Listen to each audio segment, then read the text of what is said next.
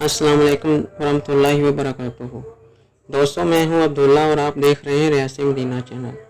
दोस्तों, आज हम बात करेंगे कि अहले हदीस या वहाबी फ़िरका कब से बना या बना गया है। इसके मतलब जानने के लिए हमें 1400 साल पहले की ज़िंदगी की तरफ जाना पड़ेगा, जब नबी मोहम्मद सल्लल्लाहु अलैहि वसल्लम पर वही उतरी तो आप सल्लल्लाहु अलैहि वसल्लम ने उसका ज़िक्र हज़रत खदीजा रज़ी अल्लाह तआला अन्हा से किया तो आप रज़ी अल्लाह तआला अन्हा फ़ौरन यकीन के साथ ईमान ले आए। आपके बाद हज़रत अबू बकर सदीक़ रज़ी अल्लाह तआला अन्हु भी फ़ौरन ईमान ले आए और बच्चों में सबसे पहले हज़रत अली रज़ी अल्लाह तआला अन्हु ईमान लाए और फिर दिन ब दिन तेज़ी के साथ मुसलमानों में इजाफ़ा होता गया। सब सहाबा करम रज़ी अल्लाह तआला अन्हुम ने अल्लाह के रसूल मोहम्मद सल्लल्लाहु अलैहि वसल्लम का हुक्म माना, यानी हर वो बात जो मोहम्मद सल्लल्लाहु अलैहि वसल्लम ने कही कर दिखाई और जिससे रोका उससे रुक गए, जिससे वो मुसलमान कहलाए।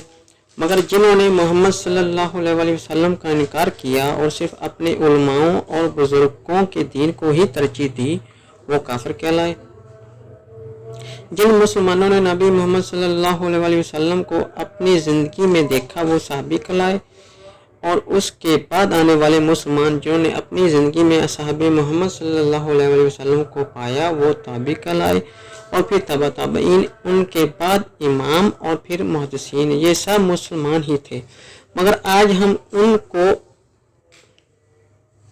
मुख्तलिफ नामों से जानते हैं। उन्होंने अपनी सारी ज़िंदगी मोहम्मद सल्लल्लाहु अलैहि वसल्लम के बताए हुए रसूलों के मुताबिक गुजारी थी और कोई किसी का कौल नहीं लेते थे और अगर कोई बात या अमल नबी मोहम्मद सल्लल्लाहु अलैहि वसल्लम के कौल या कुरान से टकरा जाता तो छोड़ देते थे। इसी तरह वहाबी या अहले हदीस भी उनकी पैरवी करते हुए अपनी ज़िंदगी को कुरान और हदीस के मुताबिक गुजारते हैं और कुरान और हदीस के अलावा सभी का रद्द करते हैं, चाहे वो कितनी ही पहुंची हुई सरकार की ही क्यों ना हो।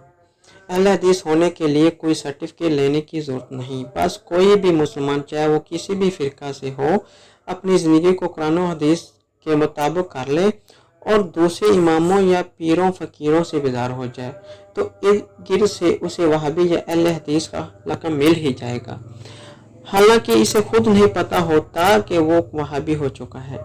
इस वीडियो से अगर किसी की दिल आज़ारी हुई हो तो उससे मैं माफ़ी चाहता हूँ।